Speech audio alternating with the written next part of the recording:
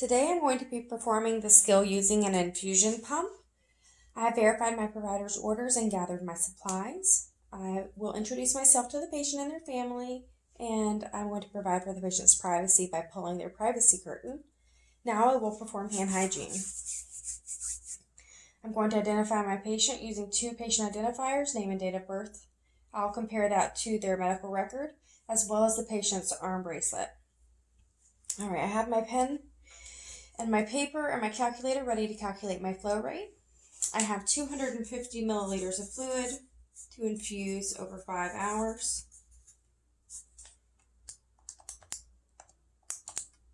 I'm going to double check that one more time. Comes out to 50.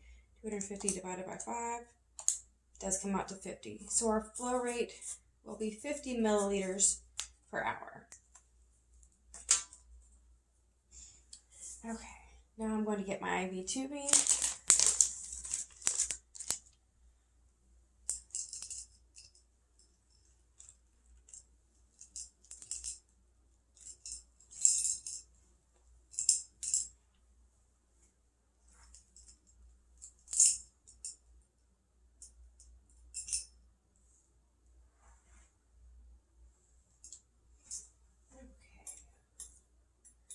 Don't need this connection point just yet, but we do need the spiked end of the tubing.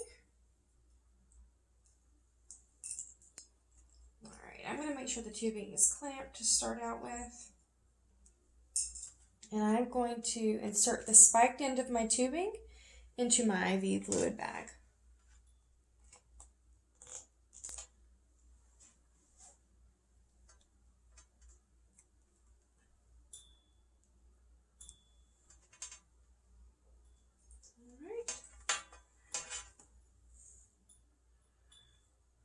Now I'm going to prime my tubing by squeezing the drip chamber. I'm going to allow it to fill 2/3 to half of the way full.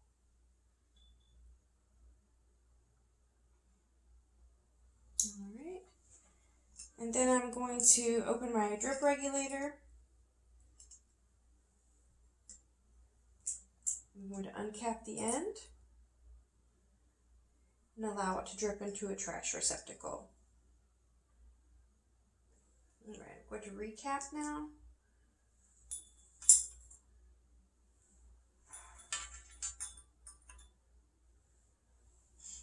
Alright, now I'm going to prepare the patient's extension. I have a saline flush, and I'm going to insert 2 to 3 milliliters of that flush into the patient's extension at this time. So I'd uncap my saline flush. I've uncapped the patient's extension. I have an alcohol swab here. I'm going to cleanse the connection point.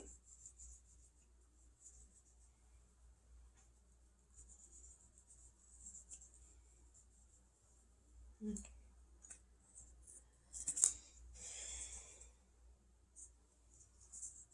I'll flush with 2 to 3 milliliters.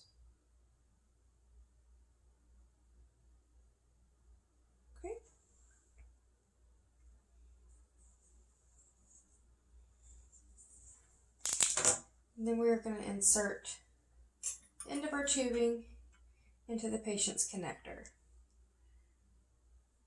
being sure not to touch the connection points.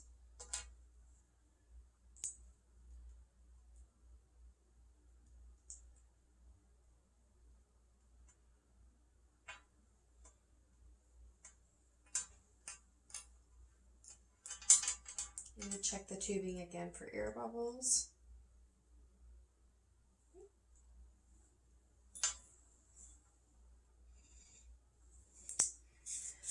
Okay, now I'm going to insert my IV tubing into the chamber of the control mechanism, which obviously I do not have a control mechanism here.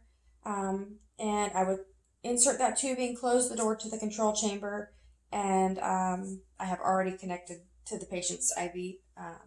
So that is what I would do in the case that I was using an infusion pump. And then I would push the power button to turn the pump on. I would select the required volume in milliliters per hour, which we've already determined our infusion rate will be 50 milliliters per hour. And then I would push the start button. Now I'm going to open the drip regulator completely while that infusion device is in use. All right, now I'm going to label my tubing with the date and time and my initials.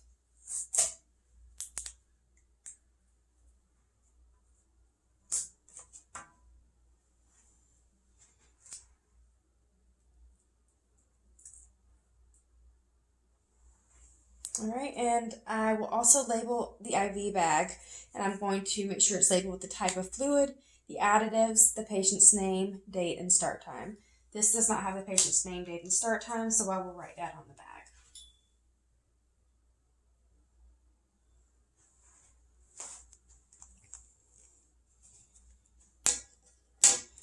All right, I'm going to inform my patient that if the alarm goes off on the pump, that there might be a kink or some air in the tubing or some problem with their infusion, so they should call me, and I will come check the patency of the tubing.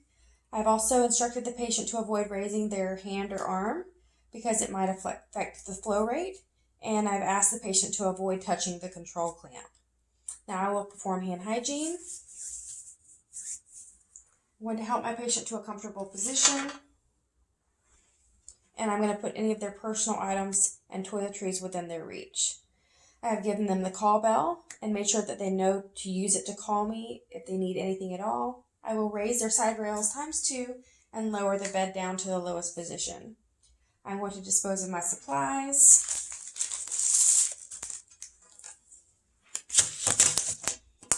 Make sure to leave the room tidy. And now I will perform hand hygiene again. And then I will return to monitor the infusion rate of the solution. I'm going to assess the IV site for any complications, such as infiltration or phlebitis, and I'll also check the patency every hour or when the alarm sounds. I'm going to leave now and document the IV fluid solution given, the hourly volume rate, and the IV site appearance as it was assessed. The end.